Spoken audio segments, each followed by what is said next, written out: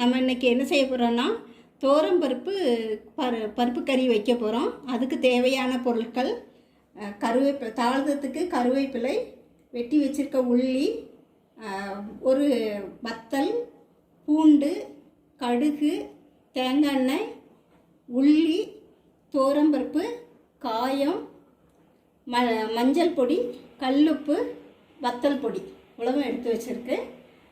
அடுத்து நான் இதையெல்லாம் எடுத்து வச்சுருக்கேன். அதுக்கு முந்தையே நான் பருப்பு வேக போட்டிருக்கேன். பருப்பு கொஞ்சம் விரிஞ்சு வந்ததும் பூண்டும் உள்ளியும் போட்டுறணும். பூண்டு, உள்ளி போட்டு கொஞ்சம் வேக விட்டுறணும். இப்போது உள்ளியும் பூண்டும் நல்லா வெந்துட்டு பருப்புக்கு தேவையான மஞ்சள் பொடி, அடுத்து வத்தல் பொடி,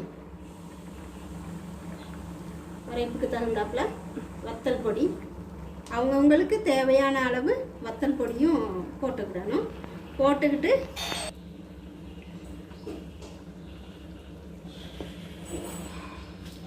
இப்போ பருப்புக்கு தேவையான அளவு உப்பு போட்டுக்கிடணும். போட்டாச்சு.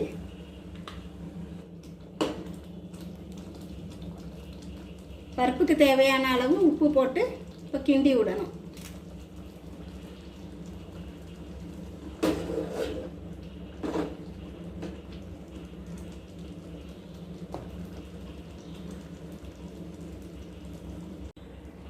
இப்போது பருப்பை நல்லா வெந்துட்டு இறக்கிட்டு நம்ம தாளிதம் பண்ணணும். அடுத்து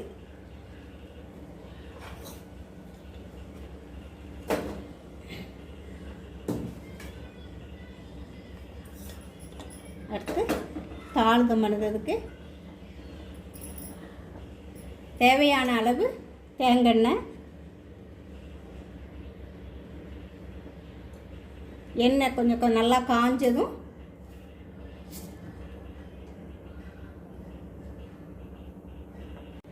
இப்போ எண்ணெய் காஞ்சிட்டு தாளிதத்துக்கு தேவையான கடுகு,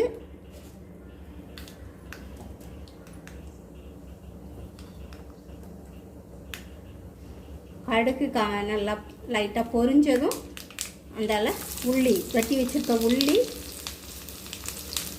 வாசத்துக்கு தேவையான வத்தல் ஒரு வத்தலை பிச்சு போட்டுருணும்.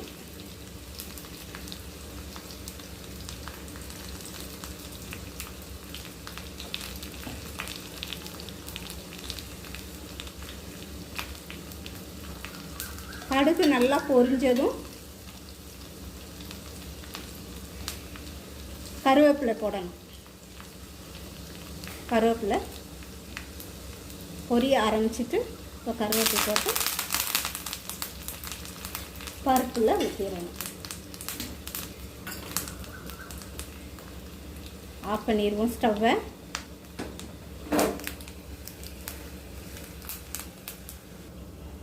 இப்போ பருப்பில் ஊற்றி நல்லா கிளறி விட்டுறணும்.